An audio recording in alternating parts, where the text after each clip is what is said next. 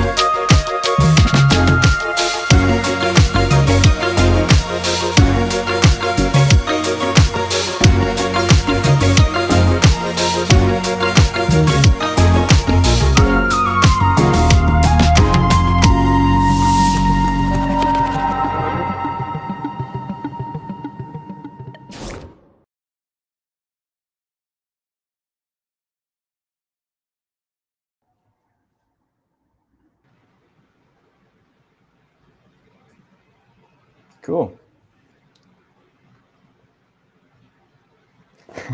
Hello and welcome to Storyboard Pro Improv, the show where Mike Morris improvises an animatic with a little help from our audience, and we learn about the craft of storyboarding along the way.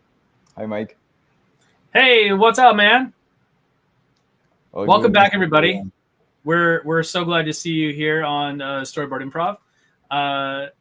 Henry, you are our guest host today. Can you tell our audience a little bit about yourself? I mean, they know pretty much me because... For sure. So, hello, I am Henry Leonardo. I am a 2D animator, freelance, and indie artist, currently working on my own projects and sharing everything that I know in YouTube. Fantastic. There you go. So yeah, this is an improv art stream that runs on audience suggestions. So Mike, what kind of prompts we are looking for from the audience? Well, we're looking for our main story building blocks, the big 3. We're looking for characters, we're looking for a setting to put them in, and we're looking for a conflict between them. Oh, that's awesome. That's awesome. So feel free to jump in with your suggestions, where your type might show up on the screen. So cool. Whatever you type might show up on the screen, and we can talk with Mike about it. Yeah, absolutely. So Henry, how long have we known each other now? What's been like? Wow, 4 or it's 5 a years? fun story. It's a fun story. Maybe in 2021, I knew you because of Matt, and I clearly remember the first thing that you told me when we met each other. What was that? Yeah, I told you, yeah, I know Matt. Like Matt have been like a mentor for me, and you were like, oh yeah. I was like this. Like I was the same for Matt at the time. So I'm like your grandpa mentor. I'm like your grandfather mentor. And I was like, oh, that's fun. That's fun.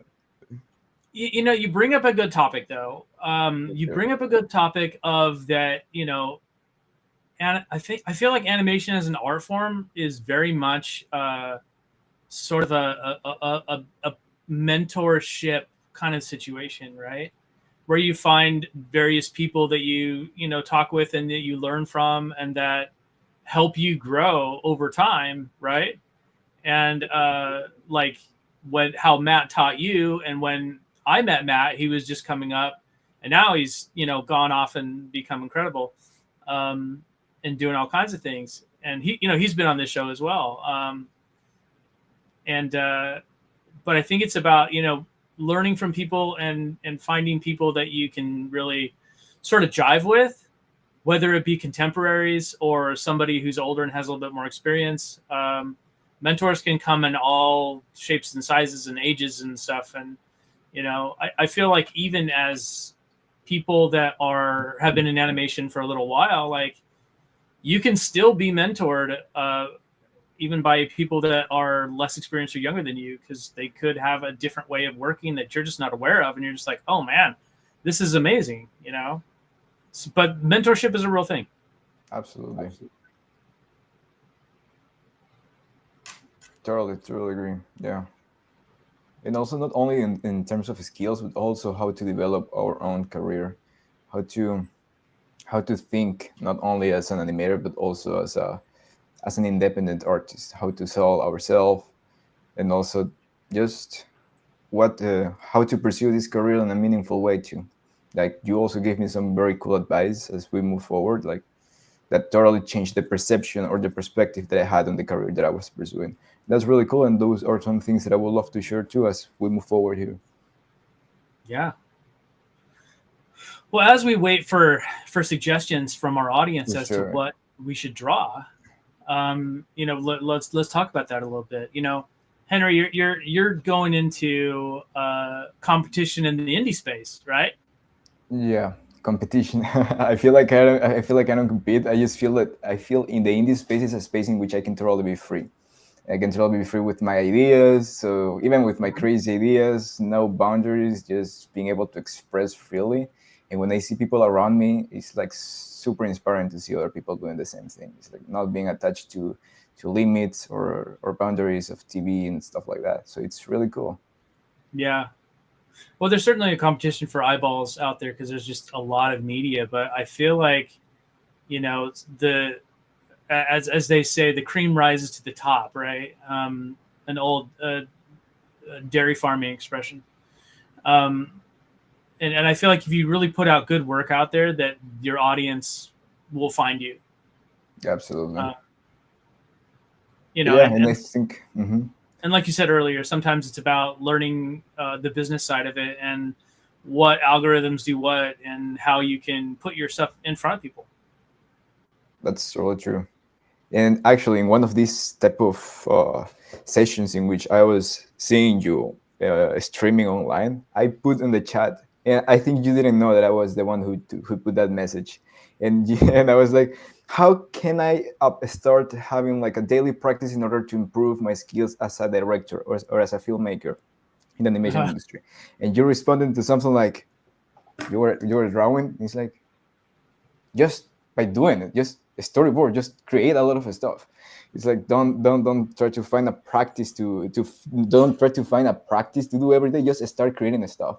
And I'm like, oh cool, then I'll stop asking this type of questions and just start creating stuff. So then when it's the idea of making short films start appearing on my head, and boom, I found out that that's my passion. My passion is creating my own short films, my own series, my own stuff. And I went out of this student mindset in this mindset in which I'm just, okay, which drill can I practice every day to get there? No, it's just doing that thing. And that's something really cool that you share with me, and I think you didn't know that you shared with me that on one of these streams a long time ago. Oh, well, that's cool. Thanks. But something you just said a minute, like student mindset. What did you mean by that? Well, both. I think a student mindset. I like to say that I am a student of animation. I don't like to say that I am an animation student. I like to say that I'm a student of animation because I'm always going to be learning animation forever.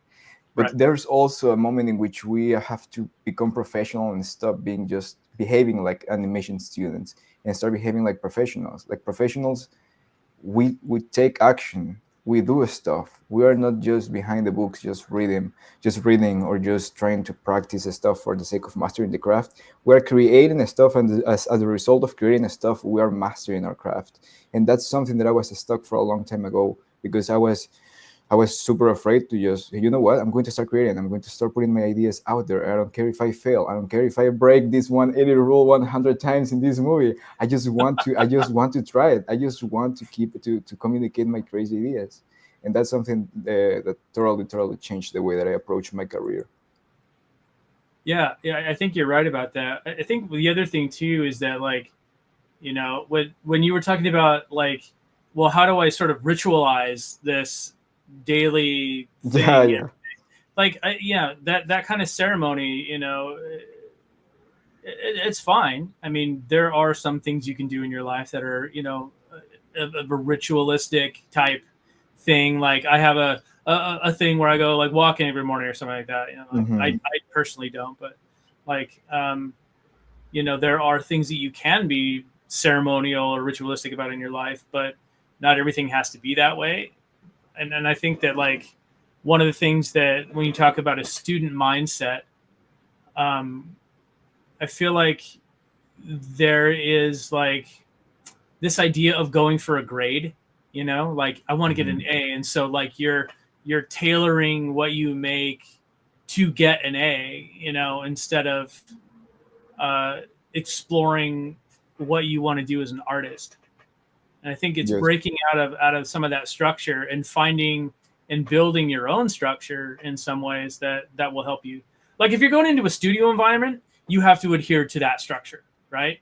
Because they've got a production process, they've got a thing that they're doing, right? And they have a way that they operate that you have to become then a part of that machine, right?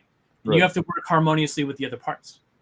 But if you are, an indie or a solo, then it's incumbent upon you to create your own structure, which means getting the good habits, making sure that you are, being consistent and that you're disciplined.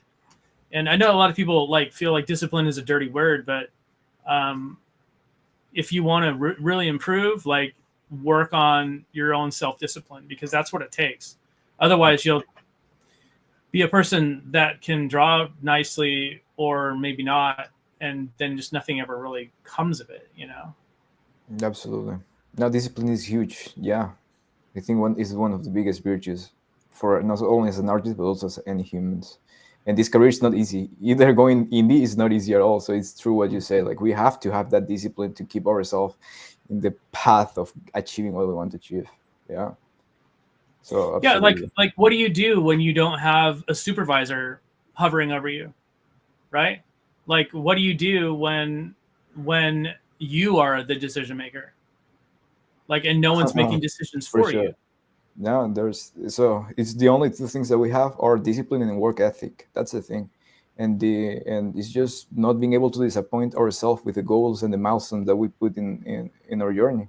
That's the main thing. And through achieving those things is how we start having a better relationship with ourselves. And that better relationship with ourselves also reflects in the confidence that we are able to animate and create our own projects without frustrating, without getting stressed out, or without getting angry with ourselves, because we know that we can achieve this no matter how long it takes. So discipline Yeah, is huge. Discipline is huge to achieve that too.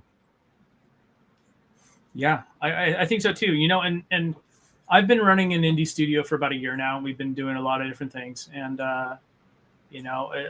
finding that discipline that you need to do to bring a project to fruition, to bring it to completion, that's huge. Like, getting that to the state where it's ready to be delivered to a client is a big deal. And, like, For sure. when it comes down to it, like, you instead of having, like, almost a parental figure that's in charge of, like, delivering something, that's you now. Like, you're the person that the buck stops at. That you're the person that is in ultimate control of whether or not a project succeeds, fails, or even gets completed. So what gives you the confidence, Mike, to complete or being able to make? What gives you the confidence that you are like, okay, I know that I can deliver every time that I have a client. What gives you that confidence?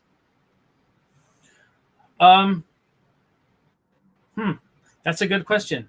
I don't know so much if it's a matter of confidence as it is a matter of determination. I think determination breeds confidence. And sometimes it's not necessarily about confidence. It's about working through the issue and working through whatever problems arise, right? Because whenever any project that anyone ever goes out and endeavors to try and complete, there are going to be problems, hurdles, and obstacles, right? Absolutely. And it's a lot of the time how you deal with those obstacles and hurdles that makes the difference, right? I mean, I'm sure that in our audience, we have people that are like smack dab in the middle of working on a student film right now, right? Or storyboarding one or whatever. And they're going to come up with, problems that arise, and working through something with patience or working through something with an air of innovation, like that's going to get you way farther than just, oh, I'm confident it's going to work out for me, like Right. When we were working on DuckTales, there was one character named Gladstone Gander, right? And he was the luckiest duck in all the world. And like just outlandish things always happened to him. And then you contrast him with Donald Duck, where like nothing that is good in Donald Duck's life has come from much except for hard work, and sheer determination to get something done, even if he does it in some silly ways every so often. But Right. there are going to be those Gladstone Ganders that, like, no matter what they do, it seems like they come on top or come out on top of it, and everything is cool. But most of us are more like Donald Duck, where things aren't necessarily going to work out for us right away, and we have to work really hard at making it happen, right? But we can make it happen, and we do make it happen. People do it all the time. That is hair. It's like itching my nose this entire time. It's driving me nuts.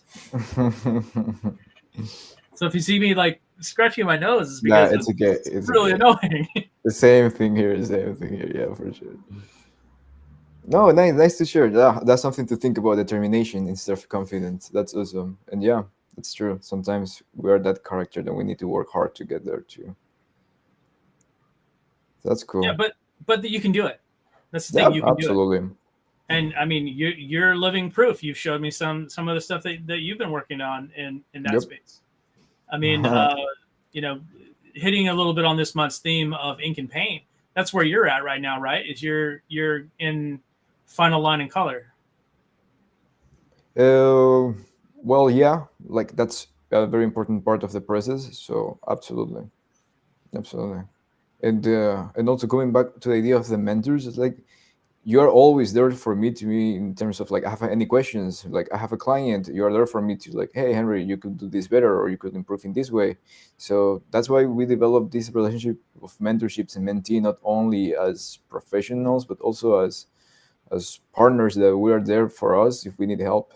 Like same way that I've been able to have the opportunity to work with you, you've also had the opportunity to help me in my own projects. And that's huge, because we're not only creating a professional relationship, but also like a friendship. Right now we're able to connect here and to talk about everything. That's the main idea of life, I think. Detaching ourselves a bit from all of this industry and just being like, hey, we're trained with human beings, and it's amazing to meet amazing people in this industry. Well, I mean, I've had projects that I've needed help with, and it was nice to be able to call you up and have a ringer in the crew, and just be like, yeah, we have these important scenes that we need to have done, and I need somebody that I know can like handle that. So yeah, let's see about getting Henry in here and having him, do this or that, and it's worked out really well so far. So. What do we got from the chat? From the chat. Nothing. Come on, chat. What are we looking for, Mike, right now? So we're looking for some ideas for characters. We're looking for some ideas for a setting to place them in. And then we're also looking for a conflict between them, or a Character conflict settings and between. conflict. So we've had different types of conflict, right? Like, so in stories, there's the classic archetypal conflicts. There's man versus man, where it's two characters versus one another. There is man versus God, which is somebody struggling with the concepts of God and nature. And then there's man versus environment. Or man versus beast is another one too. Cool. So, I mean, those are like the archetypal ones. And man versus man, we've seen a ton of that sort of stuff. Movies where two characters are diametrically opposed to one another. Your He-Mans and Skeletors. Batman, Joker. Yeah, Batmans and Jokers. Wonder Woman and Cheetah, whatever it's going to be, or Ares or whoever she's fighting that day. But then you have disaster movies where it's man versus nature, man versus God, in a way where this terrible cataclysm is happening because of a volcano that's going to explode any second now, and seeing how the people deal with that issue, or the knight versus the dragon and how that plays out in man versus beast, or the terrible Wendigo that is for all the Canadians in the audience, that is terrorizing the forests or what have you. What about the aliens? Do we have man versus alien? I guess we do now. But yeah. I would say in that case, man versus alien becomes like a subgenre of man versus man or man versus beast. Interesting. Depending on the type of alien, right? Because you have like the aliens that are, I don't know, the insectoid kinds that come, and they're basically planetary locusts who come and drain a planet of its resources and move on, right? And then there are the others that are more human-like, like the ones in like Alf. Like Alf, yeah, who's come to eat all the cats, but more like the Chitauri from the Avengers movies, right? That's more of a man versus man, where two armies are opposing one another. But the other ones just happen to be aliens, but they're still humanoid aliens with guns. So like, how is that not man versus man? Right. Which is your favorite type of conflict that you would like to work on?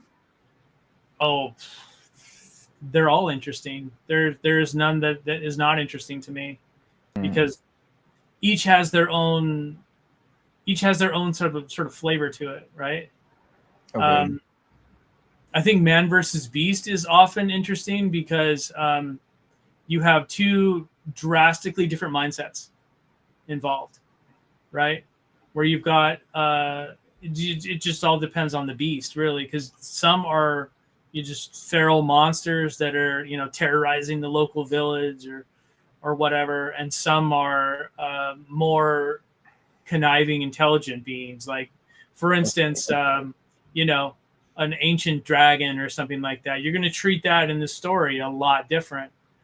For instance, there's that show, The Dragon Prince, right? I recently saw a clip from that where a dragon is trying to tell this like wizard guy to give up his dark magic, or he's going to wipe out everyone he knows, because he's that adamant. Give up your dark magic, or you and everyone you know is toast.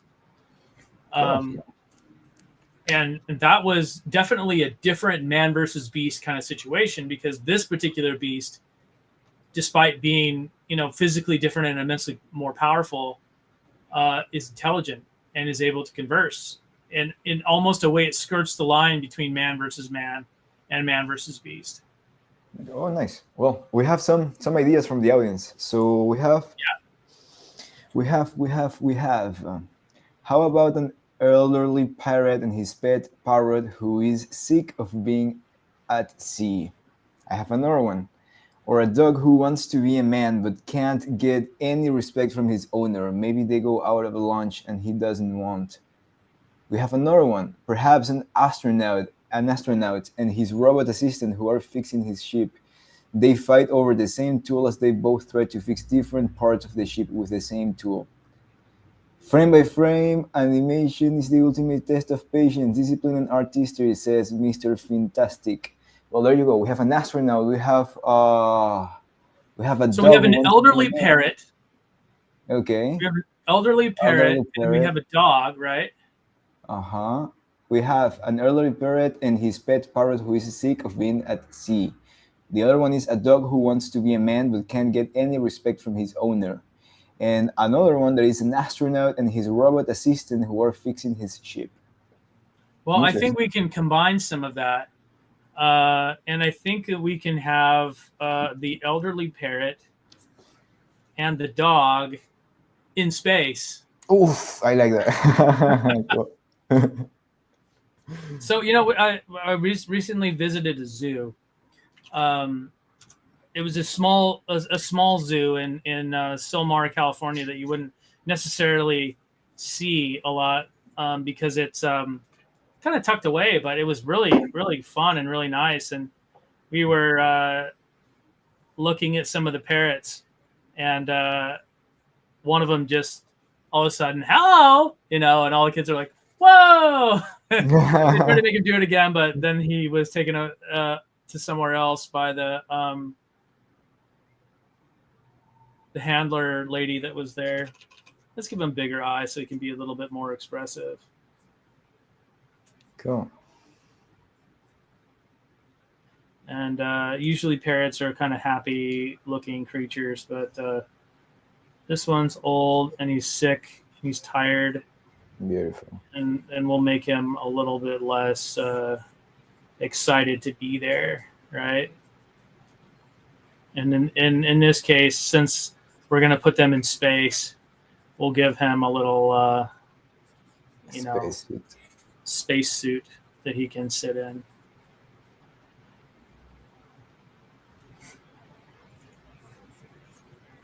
It's interesting when I ask you about which is your favorite type of conflict, and you told me like all of those are interesting. And that's cool because I feel like there's something else, not necessarily the idea that is the most important thing, but it's how can we bring this entertainment value into each scene. And that's something that you told me once. You told me like the most important thing about animation is entertainment. How can we connect that idea with when I ask you that question about which is your favorite type of conflict? Well, it is about the entertainment. It's about making something that people want to watch, like, what is entertainment for, really? What is it for? We want to entertain ourselves. We want to be able to entertain other person with the things that entertain ourselves. It's the things that we like. It's the thing that makes us laugh. It's the things that we love to see on the screen. Well, and it's also a great method whereby we can it's the balm that makes everything better. It's a way that we can cope with the stresses of life in a lot of ways. Like, a lot of people, they come home from work or school or something that is difficult, and what's the first thing they want to do? They want to just relax for a minute and calm down and chill and do something that they find enjoyable. And I think that's where entertainment comes into play, where we're helping people cope with the difficulties of life, right? And Right. you see your favorite show come on and you're like, oh, thank goodness, I really needed that today. I needed to have that little escape for just a little period of time before I have to go back to this thing that I'm doing, whether it be a school or a job, or in some cases for unfortunate folks, a war or other social strife that's going on. Mm-hmm. And people kind of dismiss entertainment as a viable career because they don't see the point. But everyone, almost everyone on the planet, does it. They turn on the TV, they turn on the internet, they turn on whatever to help them deal with the stresses of their life. Okay, I'm not totally sold on this character design, but it could cool. it could evolve over time. Let's get this on a separate layer, right?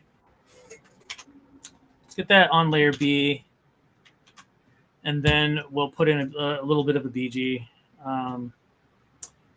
The moon. Let's give like a window, like right here.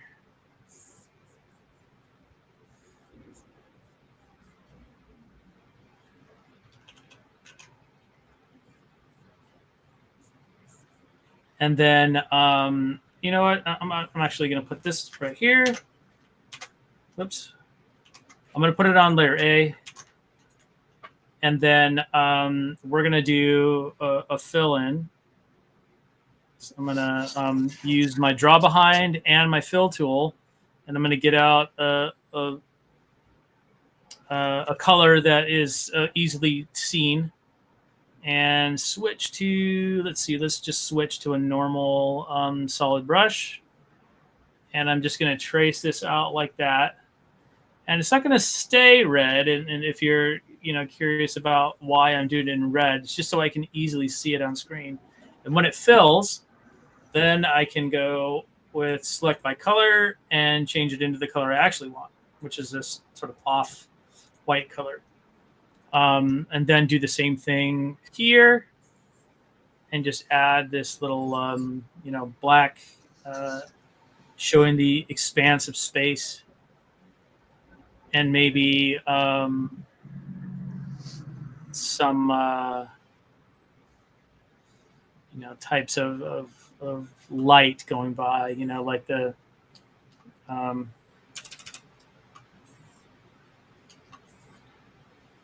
the warp speed or light speed or whatever, space travel, faster or nearly at the speed of light type travel, where you're passing beams of light on your way by.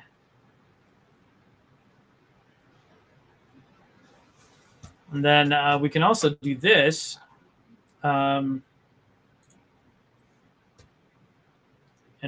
we'll drop in some camera. We'll start here. Oops, wrong one. Grab this and we'll put it right here so we see like this star field passing. Right, like that. Maybe even a little bit bigger. We want to be able to get our camera in a spot where it's going to be fairly easy to like make the camera move itself.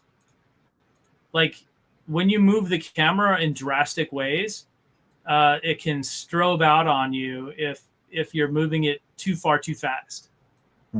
Your actual picture will start to suffer from you not taking that time. And it'll start to stutter and strobe, and for those of you who are not familiar with that, it just like the picture looks choppy. It doesn't look like a smooth camera move. Cool. Okay, and then let's copy this. We'll duplicate this layer, and let's get rid of the keyframes. We no longer need those for this particular. Oh, whoops! Looks like I deleted the wrong keyframe.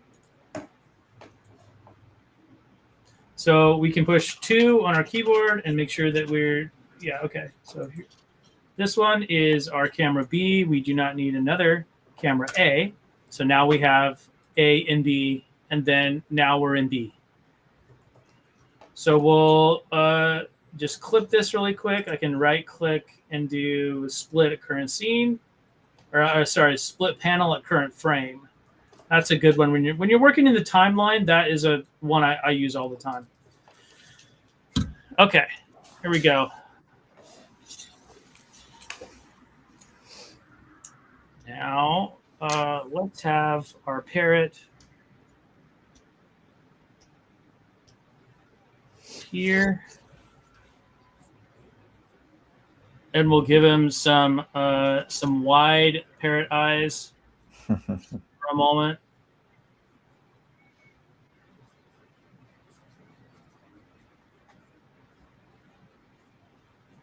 He's older, so his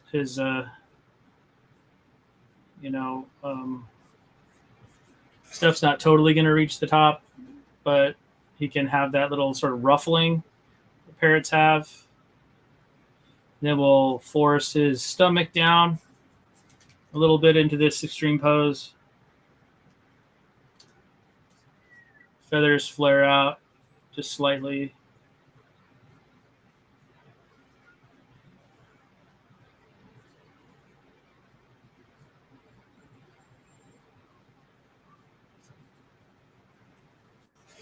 Get rid of the red lines by using our trusty select by color.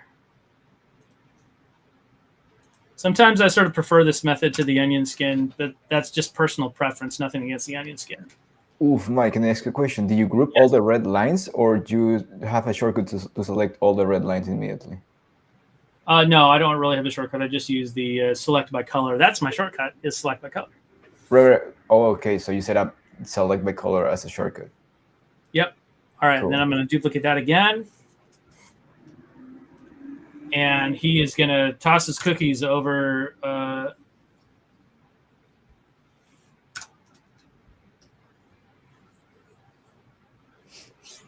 No, let's just have him go on the back of this thing where he's actually almost turned all the way around.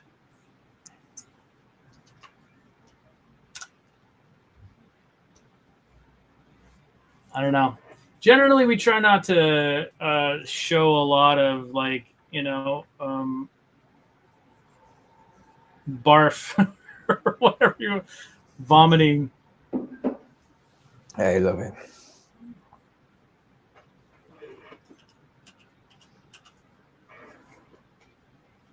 And just give him a little bit of a whip. And you can do that in boards. You can give it a little bit of a some small little animation tricks to help it move along. That's usually a pretty acceptable idea. So let's get that and close the circle and have him barf.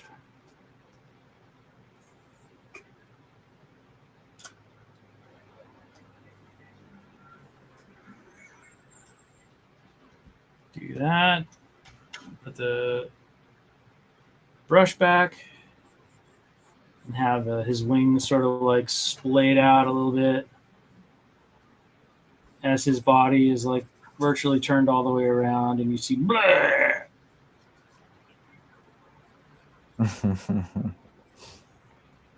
So here's his back. Here's his wings right here. And, part of his spacesuit or whatever. So we see he's kind of like, Nice.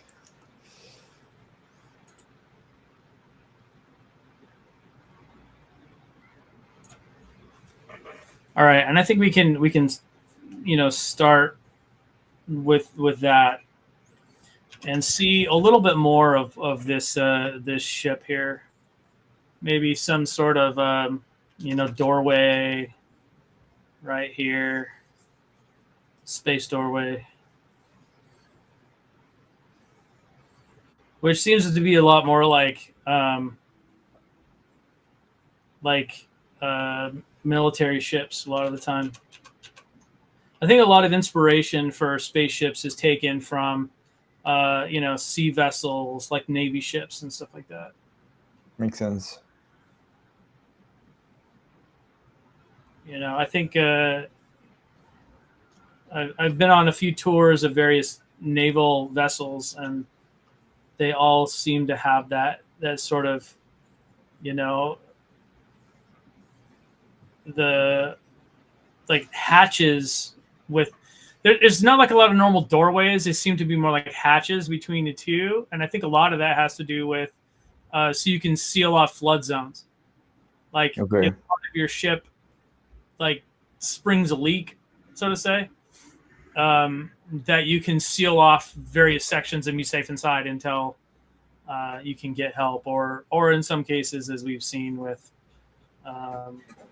some instances, it sort of seals you into your own doom. But we try not to dwell on that so much. And it's interesting because I was going to ask you, how is that you build this mental library in which you can actually draw without reference? But you are telling me you're not showing me that you know how to draw that stuff, but you also understand why that stuff is like the way it is.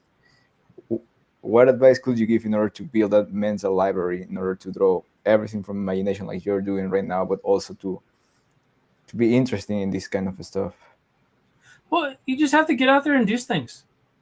Don't just watch things, do things. Be Have a life. outside, be experiencing things. Like, and you don't even have to like do things where you're spending a lot of money. It's just do things that you find interesting. Go to places and explore, even in your local community, right? Because there's a lot of places that I think, we get so locked into our screen lives that we're watching movies to analyze them for why they're great or why they feel authentic for this or that. But the people that were making those movies, like, they're gathering from life. They're gathering from their experiences. They're not necessarily, plagiarizing movies to make their movies. I think that really great art is stuff where somebody has at least some sort of personal thing to say, right? And we're just kind of screwing around with storyboarding on that, and I find that to be fun. But again, getting out there and going out and trying things out, finding new experiences to have, I feel like that is an important part of what gives your art a certain authenticity. Mm-hmm. Is that, I went to the NASA Space Center in Houston, and I saw the Saturn V rocket or whatever, and that's informing why I think this should be this way. Stuff like that. It makes a huge difference in the stuff that you're doing. Awesome. Again, I'm going to use the draw behind to kind of just give a little bit of opacity to this door. And again, we're not going to make perfect drawings. We're just going to make legible ones. Make that darker just a little bit so it stands out against the other lines. There we go. And in the foreground, we're going to put our friend, the sick parrot.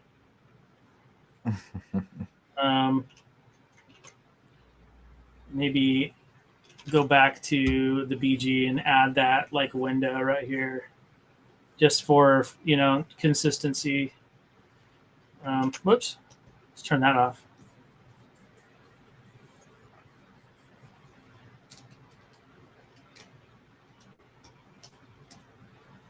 And a little storyboarding trick.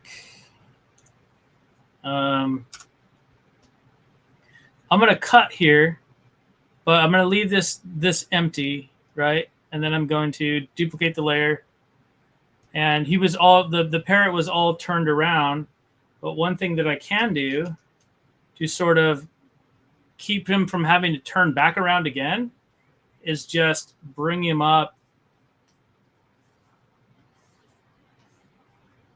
in this shot like this. So where he can start out of frame and then kind of rise back up.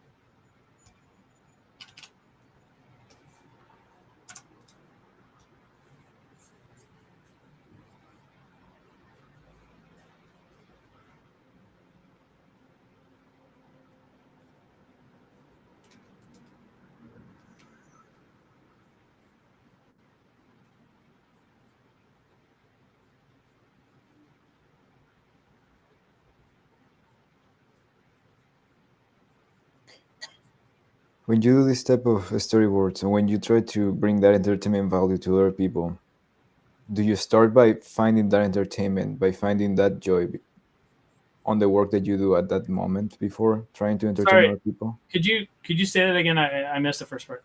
For sure. When you're trying to bring that entertainment value in the work that you do you try to entertain yourself first before trying to entertain other people? Well, I think if I find it entertaining myself, that there's a chance that someone else might find it entertaining as well. I don't know. I think you just develop a feeling for it. That you have to be sort of in tune with storytelling and what makes something interesting to watch and what doesn't. Mm-hmm. Like what are things that people can relate to? What are the experiences that you've had that you can relate to? So, for instance, when I was in 8th grade, right, I made a terrible mistake. Okay. That mistake was on our 8th grade trip. We went to Knott's Berry Farm in Buena Park, California. And I was hanging out with some friends. And they were, they had just bought a bunch of candy, right? And one of those candies was called chocolate licorice. And if you ever come across that abomination of nature, don't try it. Okay. Because I had some. Yeah, I had some. Then I had some soda and a couple other things. And that made the most, like, giant gastro bomb in my stomach. And then we went on one of those whirly rides. Okay. And I got off that thing and went immediately to the nearest set of bushes and just tossed my cookies. That's so sick. For sure.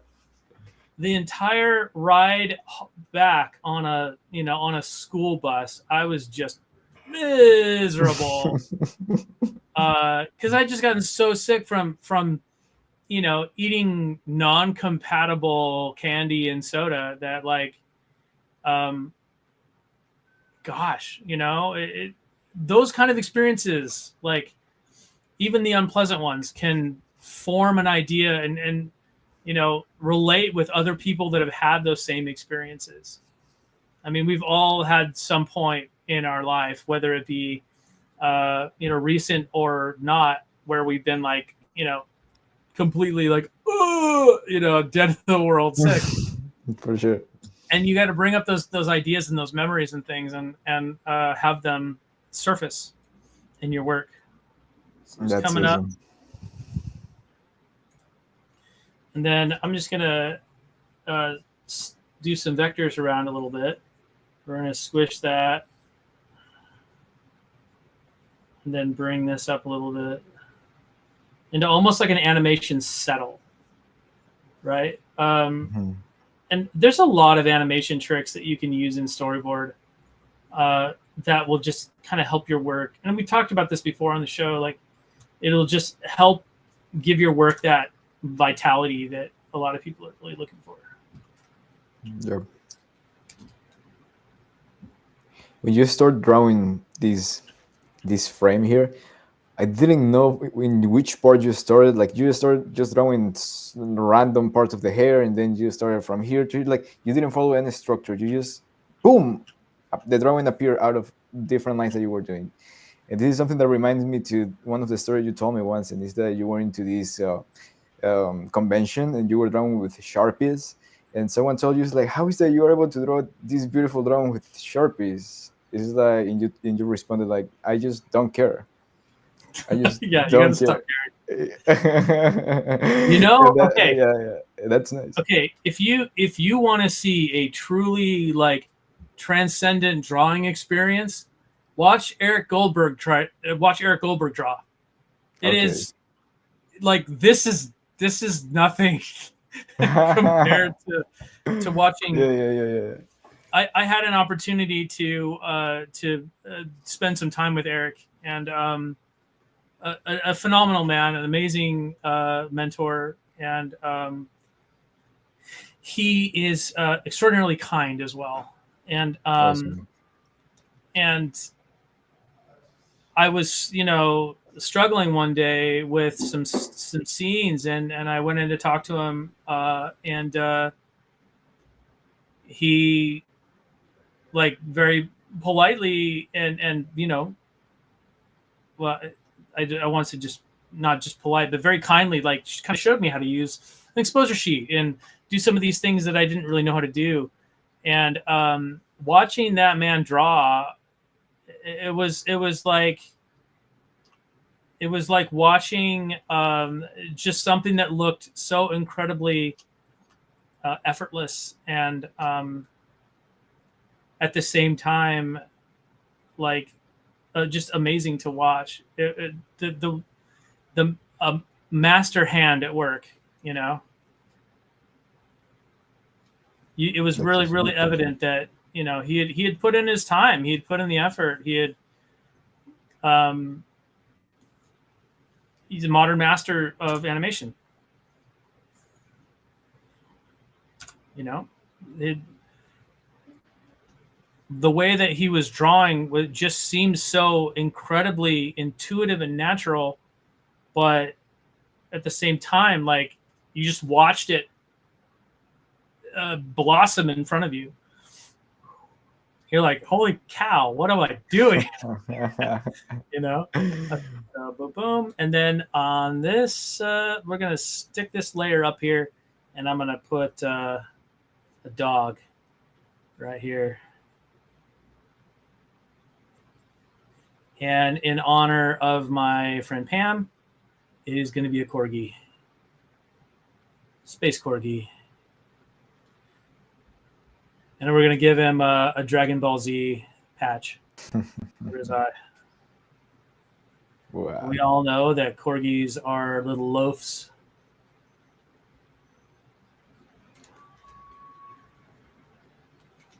So we're going to...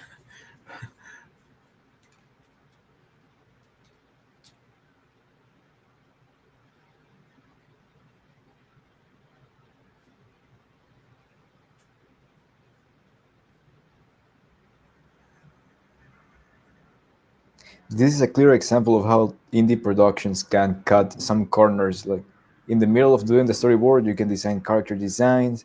Imagine all of this for a client. It's like we're able to move so much faster in a production, not only for clients but with our personal projects. You're doing everything: character design, layout design, storyboarding, everything in Storyboard Pro right now. And I feel that's huge. Well, I mean, there's a certain freedom that you have when you're working on something. Like, you don't have to go through endless committees and design reviews. You know, and at this stage of a board, like you don't really have that anyway. A lot of times you'll go in and just do something, and it turns out that, you know, people like it. I may have mentioned this before on the show that, like, you know, characters that people just came up with on the fly in a board. Like on DuckTales, I had a couple of characters that were just incidental characters that we just did in boards, and it was no big deal. And then they became character designs later because, like, somebody liked them, and then I saw one of mine in the show like later, and I was like, "Whoa, they gave an actual speaking role. That's awesome!" Nice. You know, and that kind of stuff. Like, you never quite know what's going to happen with just off the cuff little character designs. They could go somewhere, and that's always fun to see. Awesome. Like a friend of mine and I, she was in town for a show. I think it was CTNX, and we were just hanging out and goofing around, and came up with some characters. And you know, sometimes characters will come from like the most unlikely places, and then you'll have an opportunity in a board you're doing to like integrate that character that you came up with, and everyone was just goofing off, and those end up being some of the most memorable characters because I think they come from a place of love. You know, I think they come from a place where that's like really from the heart and that's genuine. You know, because it's you. Cool. That's like where you live, you know, in your brain is when there's stuff where you don't necessarily have to like perform, so to speak, where you're where your mind is free to explore ideas. You know what I mean?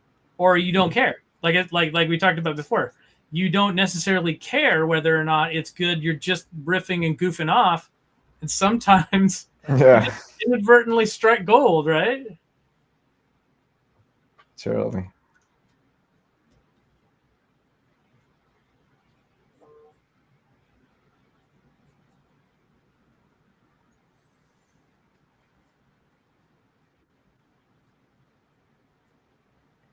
Going back to the Eric Goldberg idea, I remember we were working on a project together, and I was helping you on the tie down and clean up for an animation, and then you told me like, "Hey Henry, animate this umbrella. I need this umbrella to go up and then fall into the ground." And I did the animation of the umbrella, and then you take a try, you try it again, and you just make an umbrella that not only holds on top but also bounce, goes around, and boom, falls into the floor. And I was like, when we met after that, I was like, Mike, I feel so bad. I feel so bad because my animation is so boring, so lifeless, and what you did is like, no way. And you were laughing because it's like, no, dude, don't feel like that, because I felt the same way when I was under the mentorship of Eric Goldberg too. Yeah, and that was nice. That was nice. Well, and that goes back to the idea of mentorship. Like I was able to be in a sort of training session with I think it was Glenn Keane too, where he talked about breakdowns and in-betweens and like poses and things like that. And there was a scene with Ariel from Little Mermaid, right? And when she gets up and she swims to a spot, right? She needs to get from point A to point B. But you can do it. She can just get up and swim, right? Okay, that's great. Mm-hmm. But she could also get up and like spin around with a flourish and then swim into the same spot, right? Right. And that is what makes the difference between characters. Sometimes it is about getting from point A to point B and getting somebody in and out or on the screen, then off the screen, and that's fine. But other times there's the way that it happens, like the method by which they do it that brings in that character, right?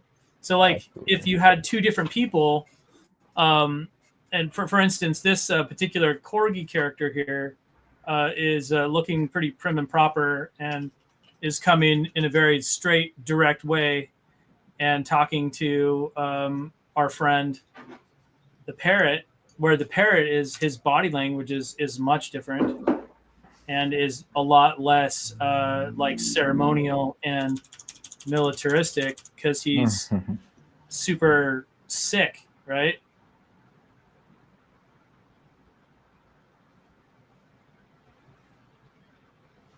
And we'll give the Corgi just a little dissatisfied expression. Specs.x says, I felt that all my best work happens when I'm not trying. Isn't that so frustrating, though? It's amazing, I think. I think it's amazing, right? We became like musicians. We became like rock stars. We were just living in the scenario, trying to enjoy, and that's when the cool things happen, right? Yeah. Well, I've seen a lot of portfolio reviews, gone to a lot of portfolio reviews, had portfolio reviews, and have done portfolio reviews. And it's funny, you can always see when a person was enjoying themselves and when they weren't. How can you see that? It's so much more full of life. It's so much more full of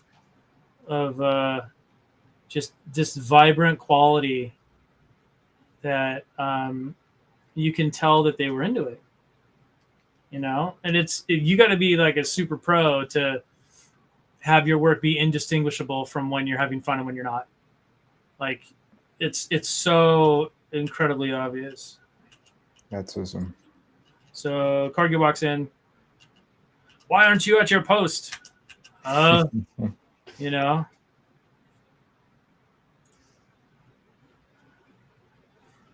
And then I think we're gonna switch scenes, and let's get homeboy right here.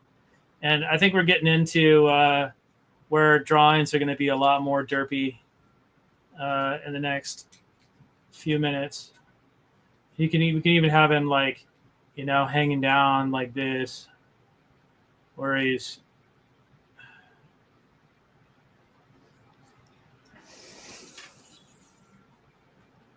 he's just not having it anymore. Have to put the little glass right there.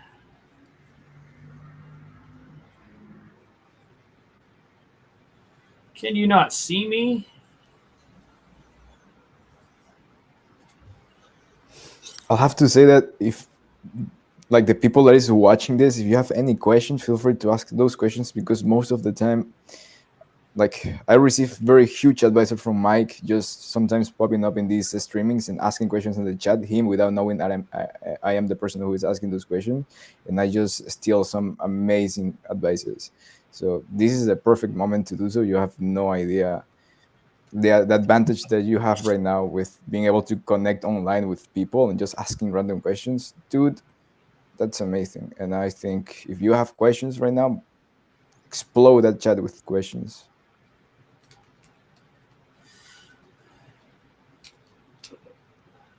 Well, that's a lot of build up. Hopefully I can For sure. It's really talked me up there, Henry. Dude, it's because it's super useful. It's super useful. The progression, the development that you can have in your career by asking questions is huge. It's huge. It's huge. It's about courage. It's about taking the courage to ask for help too.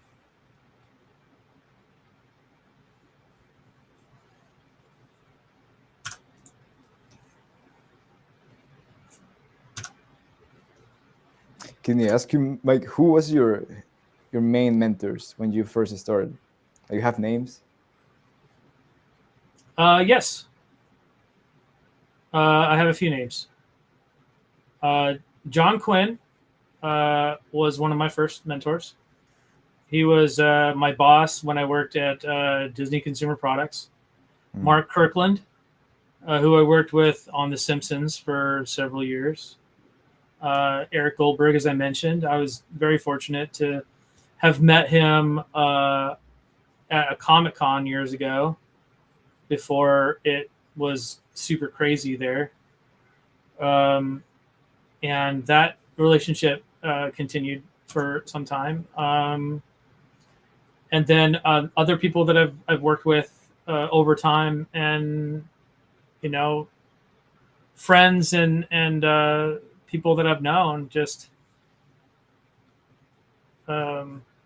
like those might be like more recognizable names, but that you learn something from everyone. Hopefully, that's the goal, right? Is to learn something from everyone that you work with or come across, or have any kind of professional relationship with. That's really cool. Like I learned, like when we were working on the Tuttle Twins together, I learned a lot from Daniel Harmon about, and this is a different Daniel Harmon than Rick and Morty Dan Harmon. Yeah.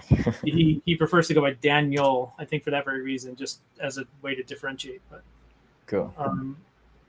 You learn something from everyone that you meet, and hopefully, though, that's a good lesson. That's great. And let's get it so where he's like really stretching his head right here, so we can have that.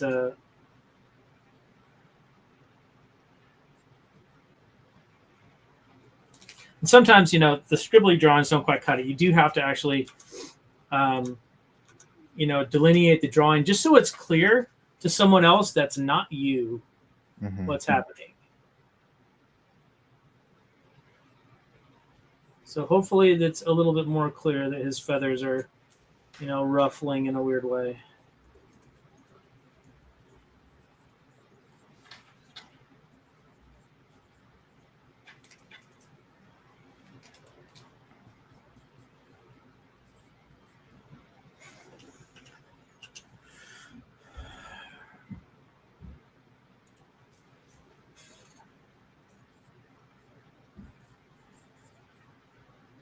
Oh, cool. We have a question. Pleasant Hutchins. What are some tips for speeding up the process of storyboarding? I am a bit late to the program. Lol. What was the question? So the question is, what are some tips for speeding up the process of storyboarding? Draw faster. There you go.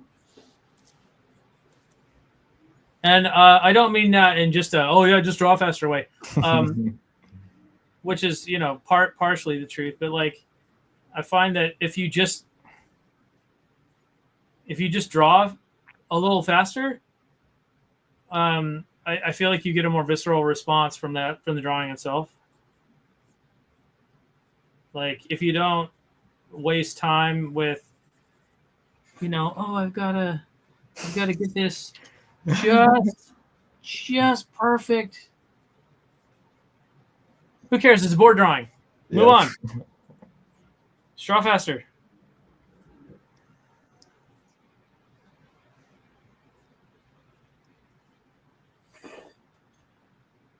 So drawing fast comes as a result of not caring. But not caring is more about this not overthinking, avoid overthinking. Is that? I think that would qualify. Cool.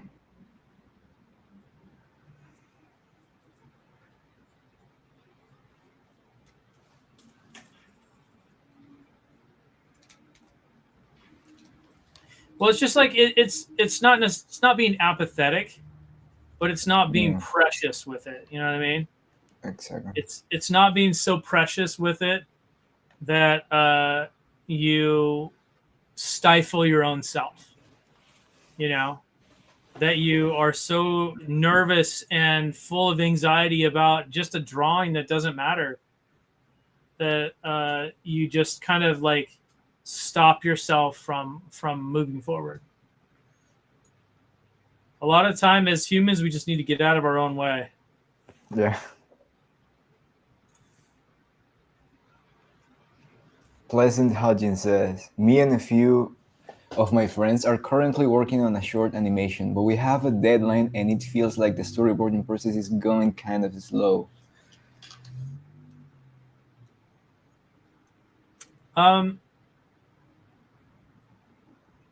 I would ask if you have a clear vision of what you're doing.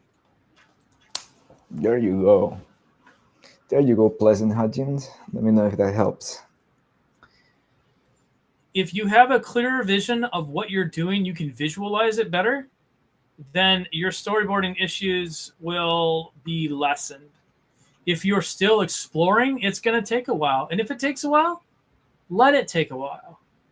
If you're not under deadline or where you're having to perform for, a certain, I'm trying to make this festival, or I'm trying to make it in time to get my grade or whatever like that, then, just let it percolate. Don't stop developing it. Don't stop thinking about it. But at the same time, like, just let it cook. Let it simmer. Let it cook. Nice. Solid advice there. Let it cook, bruh.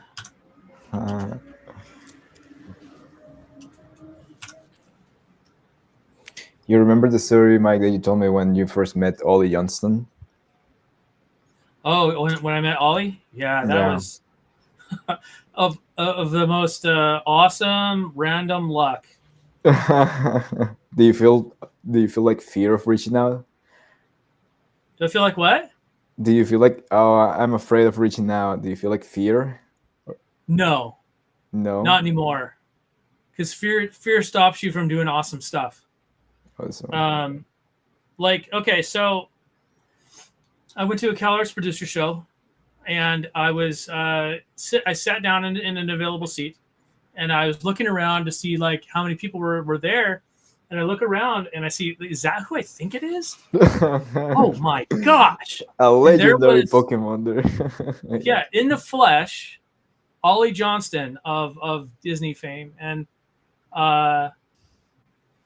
he was sitting there. He was just, nobody was even talking to him, and I was like, well, if I don't do this now, it's never going to happen ever in my life.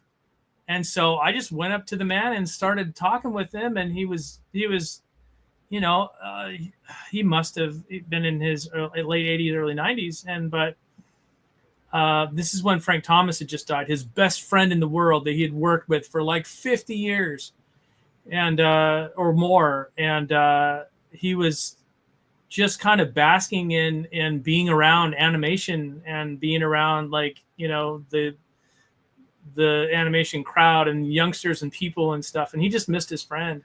So we had like a 10-minute discussion before we had to take our seats again. But like, it was a really, really a cool experience. And he was,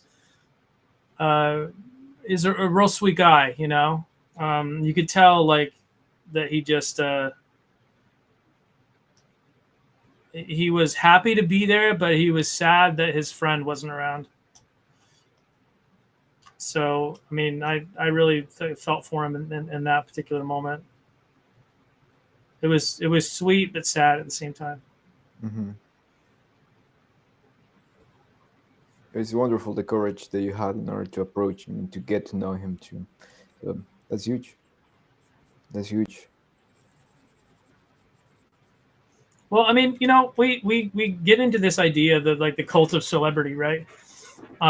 Where they're so important and I'm so not, that I can't possibly talk to this person because they're just so their status is so much higher than I am.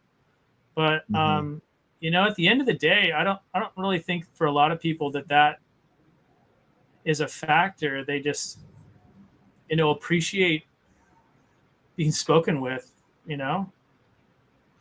I know I do. I like meeting new people, and I wouldn't want anybody to, like, you know, if you see me at a show or whatever like that, to like not want to come up and talk to me because you think I'm this or that, you know. And so many people are like that, and I think we get in our own heads about it, and this like weird anxiety that we get about famous people or such. I mean, don't be annoying. Don't just sit there and pester somebody. But at the same time, like, don't let that fear stop you from an opportunity that could mean something to you later. Absolutely. Animate Educated says, my students are always confused at labeling their scenes. Some make scene 01 and then 47 panels. They output their scene 01 to Harmony.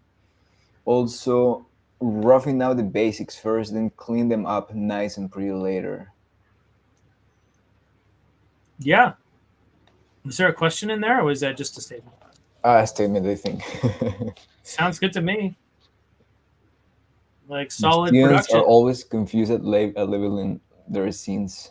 Some make scene 01 and then 47 panels. Like they put 47 panels in one scene. Well, that sounds like you're just animating a scene, not actually just storyboarding something. Right. And storyboards are like bare essentials, or they should be. Okay. Cool. So I think we need to start bringing this story home. We've got the two, and they're kind of like having a conversation. And then I think we need to have the two of them on this, you know, ship. We've got our Captain Loaf.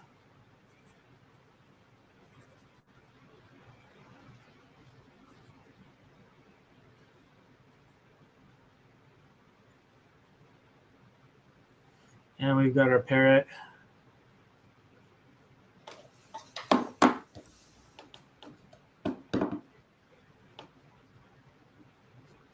Who's dragging more and more.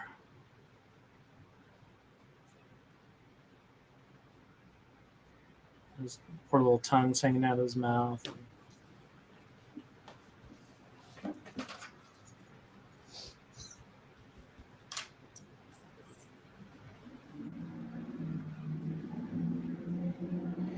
Animated Educated says, more students need to remember we're all humans. It's okay to approach a famous person. Just read the room and remember they were a student like you once too.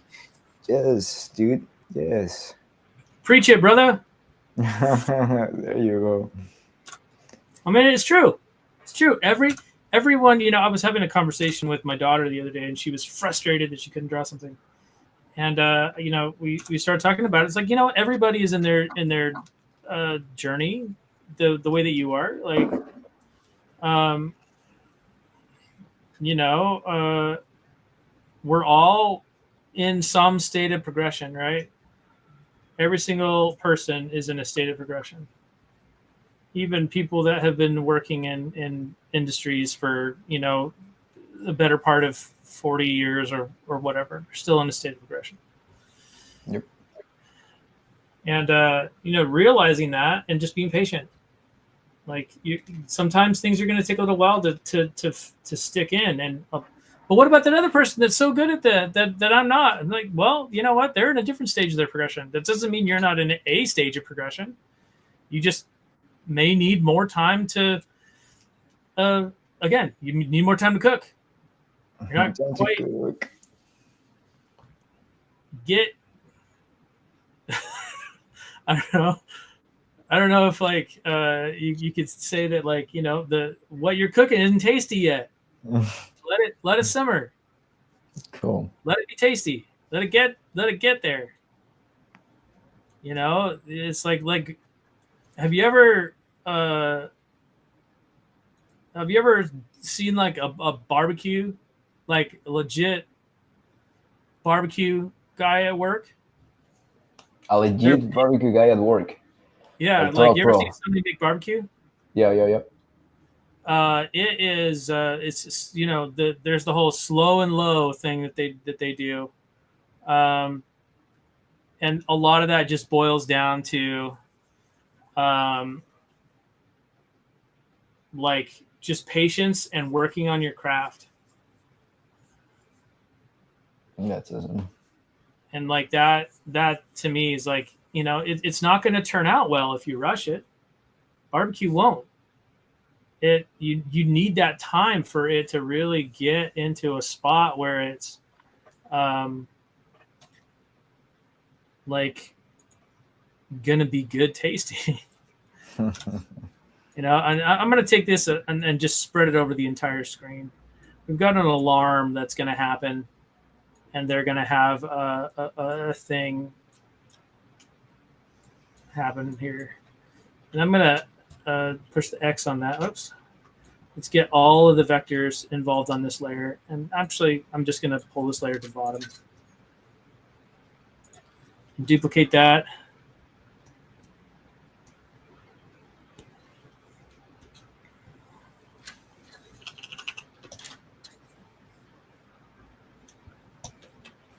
Let's get this. We'll get him perked up just a little bit.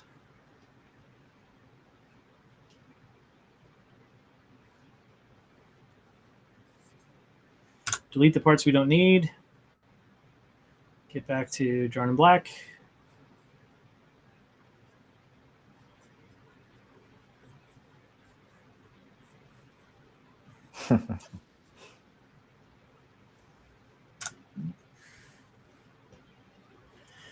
And I'm just going to use a simpler, basic boarding brush that I have, just for the fact that they don't look quite as nice as the textured stuff, but they are a lot faster. Cool. Give them just a little bit of a perk up.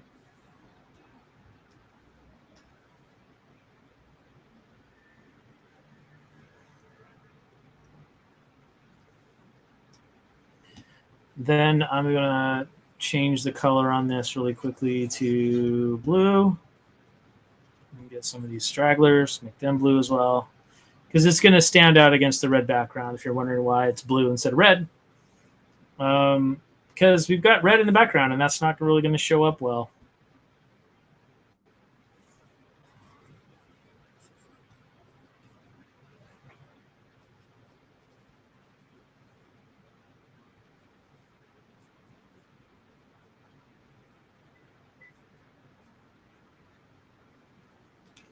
Let's see. Get rid of this really quick.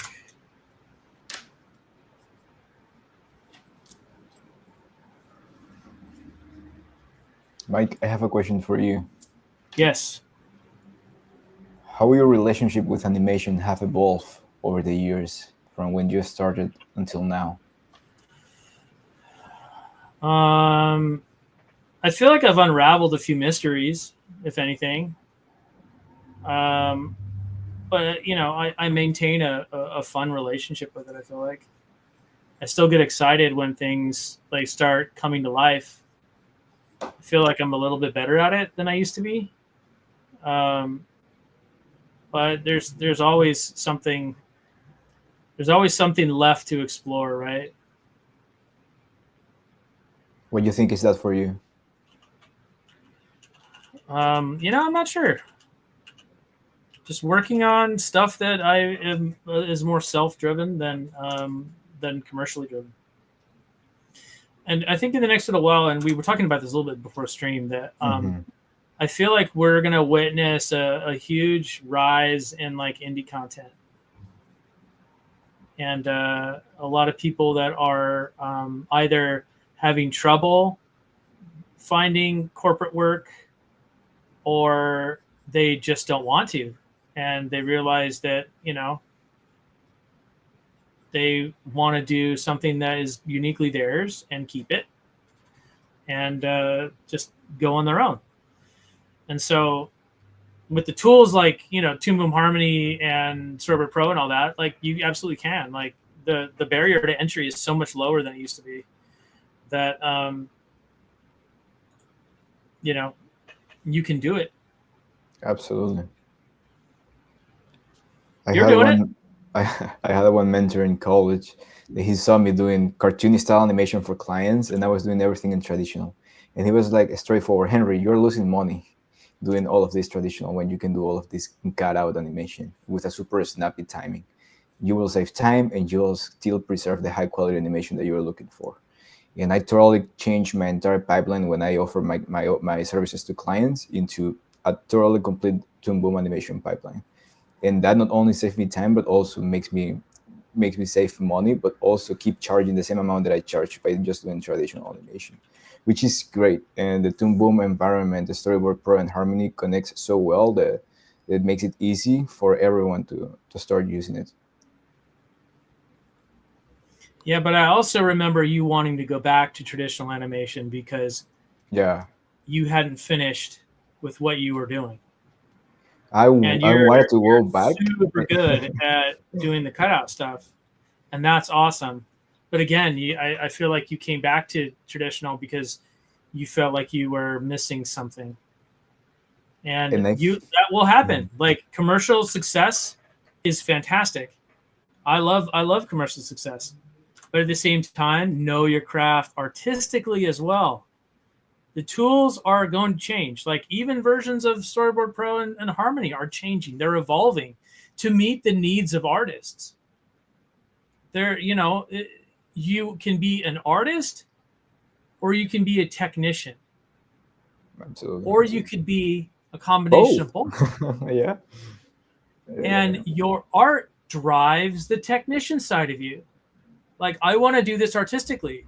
And so the technician says, well, I know how to do that, because there's this tool and this tool and this tool and this tool available. Great. Well, can we make it like this? All right, great. Yes, we can do that if we do this and this. But I need you to calm down on this because that's going to take too much time. Okay, sure. That's a compromise I'm willing to make.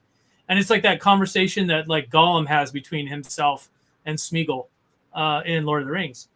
But I think that everyone needs to have that conversation and not just solely be an artist that can't do much and just kind of sticks to this one little niche that they do, and the technician who doesn't really do artistic things but knows how to work a program. Beautiful. Yeah. I remember asking Mike help to learn traditional paper animation, and we were sharing links about light tables that I can buy, the type of paper that I can buy. And I was so tired of making cutout animation at the time that I even took a step back from computers, and I started learning how to animate in paper for the first time.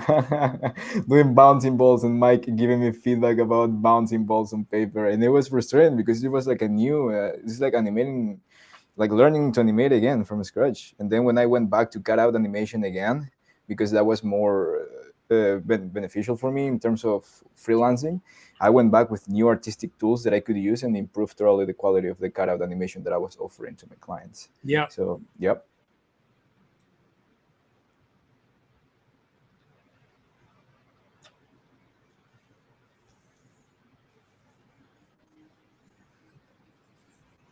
Okay.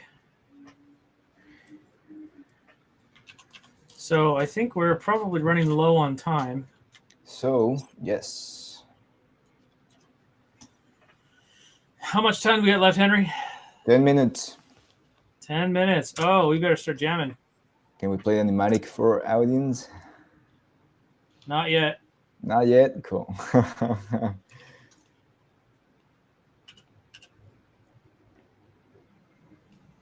Actually, I'm going to go back to a previous pose that I used because we don't have time. One of the great things about vector, folks, is drawing like this, where you can just kind of grab something and then repurpose it, shear it, move it. It's great. Awesome. Cassandra Chu asks, what are some good qualities to have or that you developed that help you succeed as a storyboard artist? What qualities help you succeed as a storyboard artist? Depends on what kind of storyboard artist you are. If you like doing comedy, I hope you're a goofball, because that's going to help you.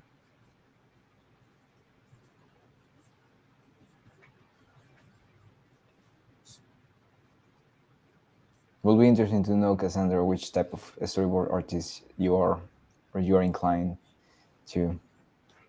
I'm all about comedy. I'm all about comedy. So when I do my storyboards, I have fun doing it, and that's what I enjoy.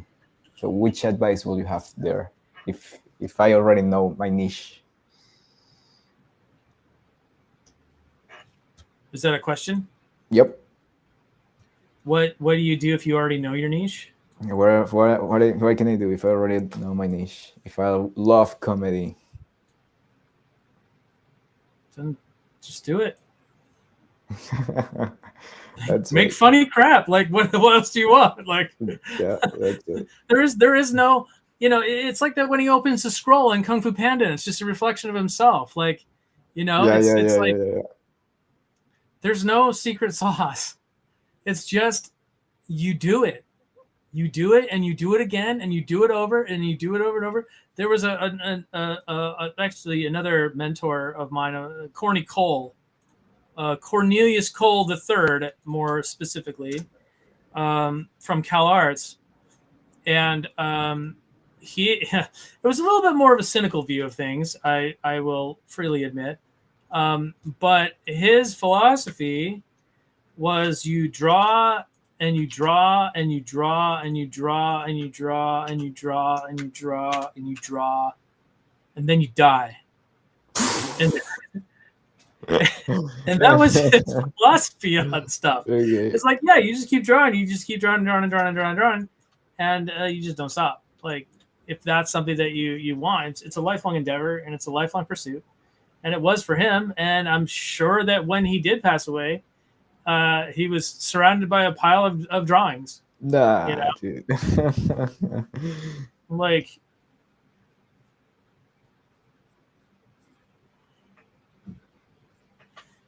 I'm just gonna put this. Cool.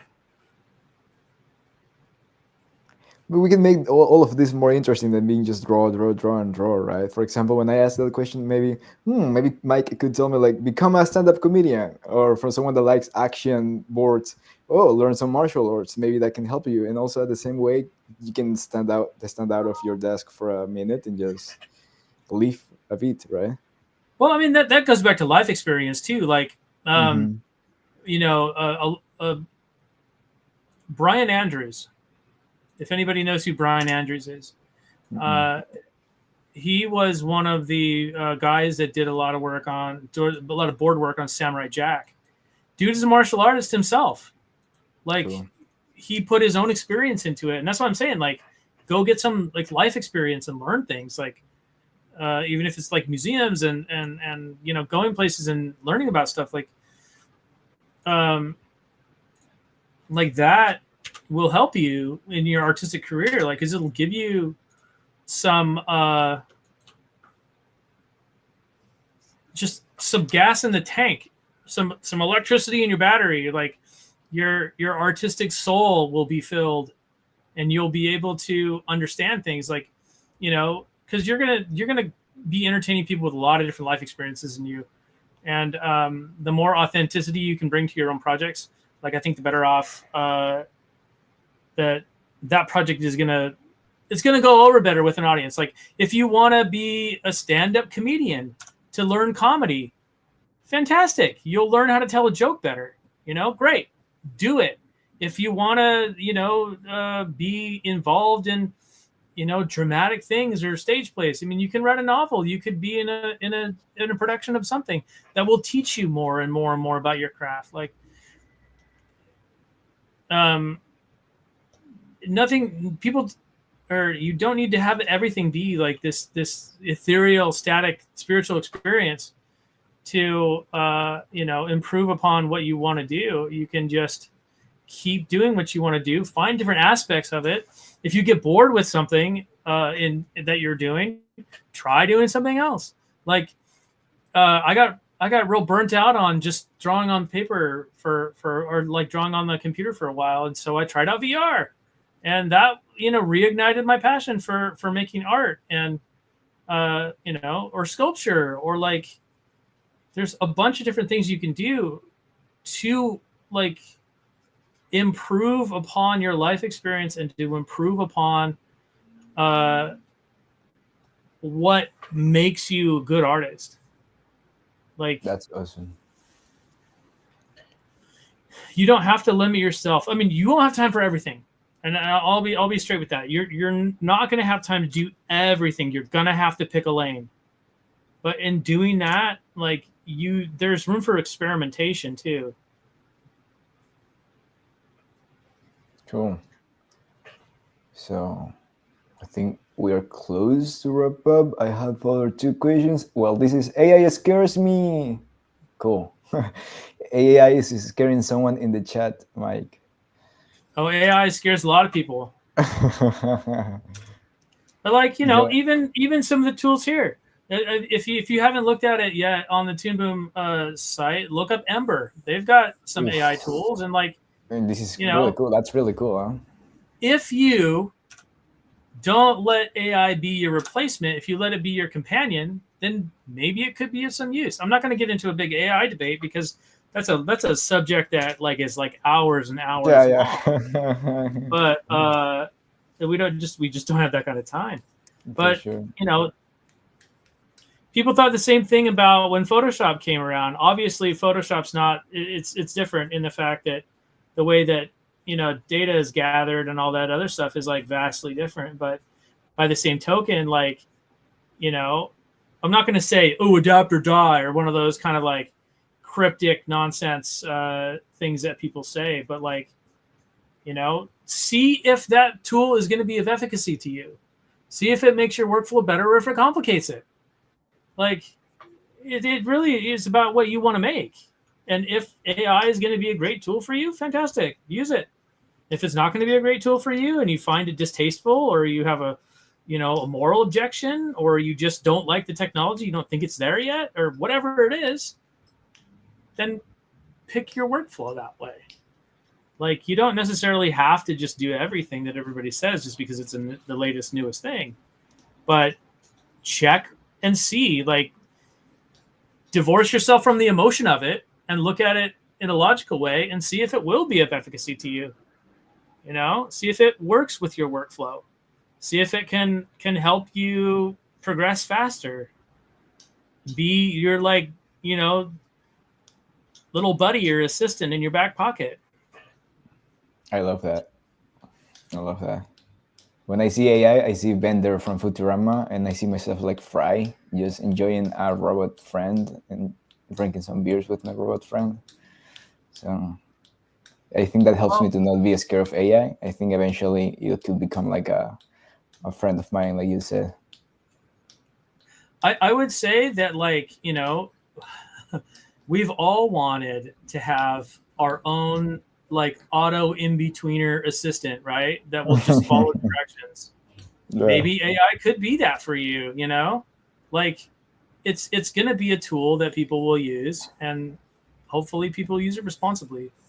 I mean, if it wasn't for the whole controversy surrounding, the data of it, I think it would see a lot more adoption. But again, like, AI, come on, do my dishes and sweep my floors. Don't do the stuff that I want to do.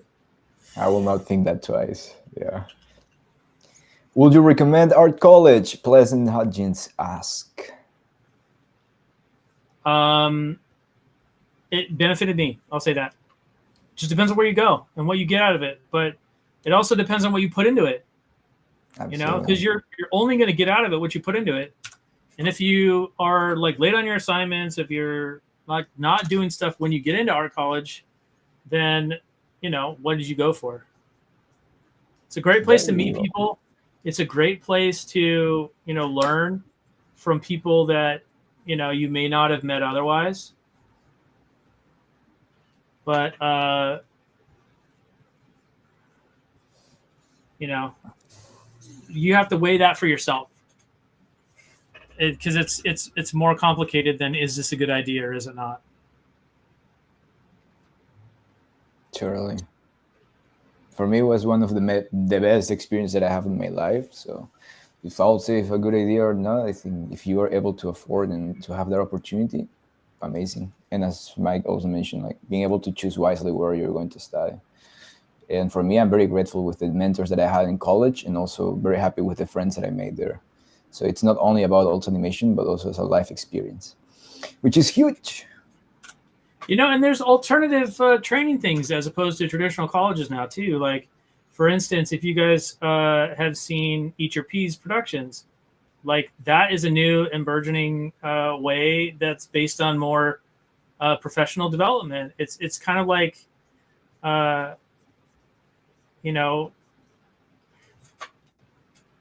it's more focused training, I would say. So check that out too. Cool.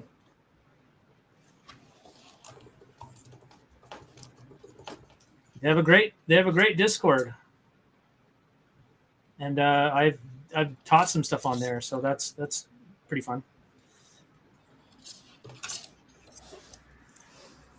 Mike, any advice for the new generation of indie creators out there in the animation space? Rock on, you bold pirates. Let's go. Well, I would say, like, make it fun. Make it fun for yourself. Like, do crap that you always wanted to do. And if somebody says, like, oh, that's dumb, or, whatever like that, it's all right. Everybody's entitled to their own opinion. There's chances that what they're into you might think is dumb. So, like, don't worry about, like, comments or whatever online, or don't let people stop you from doing what you want to do. Just do it, man. People like, oh, I'm a aspiring this or that, and then you're like, no, you're that. You just need more experience. Like, don't sell yourself short just because you don't feel like you're the pro you think you should be yet. It just takes time, dude. Let it cook. Let it cook. I think that's the biggest advice for this for this session. Yeah. Yeah, let it cook, right? That's the advice. That's the advice. Awesome. So there you go. We're running out of time, Mike. So can we play it? Yeah, give me 1 minute. Go.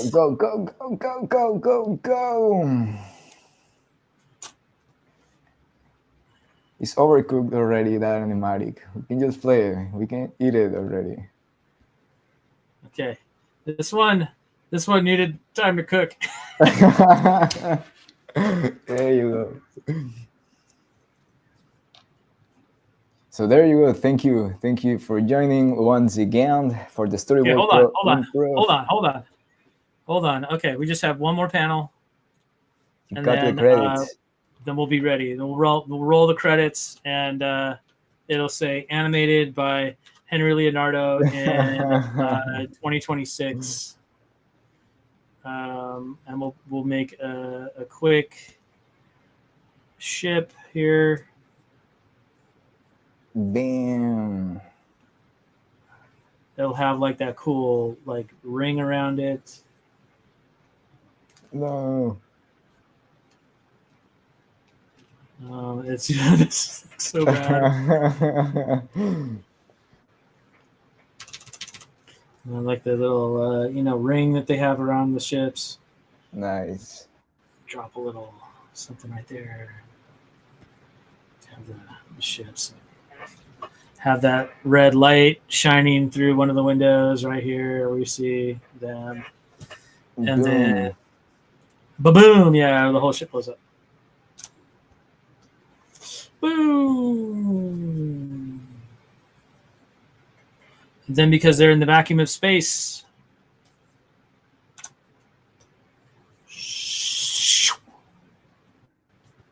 Beautiful. it implodes back in on itself.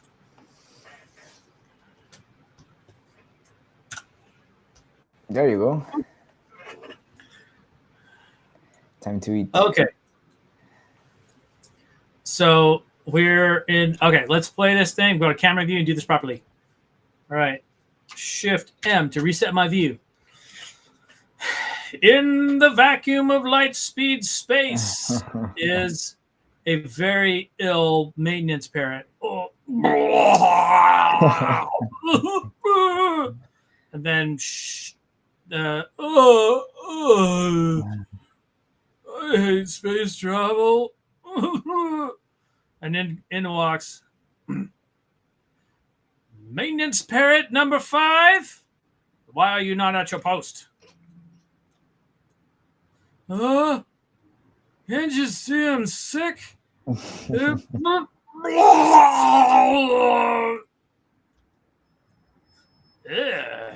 Regardless, we've had reports that there's been maintenance issues on the ship. This must be handled immediately. Just, catastrophic consequences. Whoa! We must repair it now. Move, man, move. And there's the repair kit right there. And both of them kind of say at the same time, wait, I got it. I need that thing. And they're going to both pull it. And then in the middle of their doing it.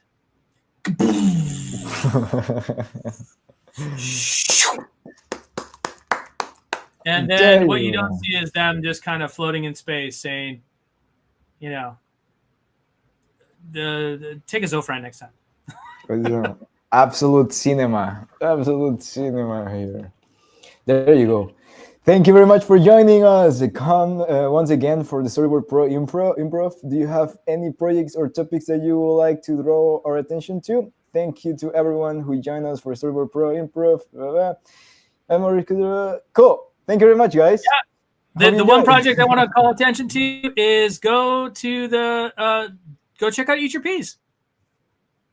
Check out Eat Your Peas. It's a great resource on the Discord for other storyboard and harmony knowledge. So check it out. Make yourself some indie films. Cheers, guys. Go for it. Cook like crazy. See you next time. Thank you, Mike. Bye-bye.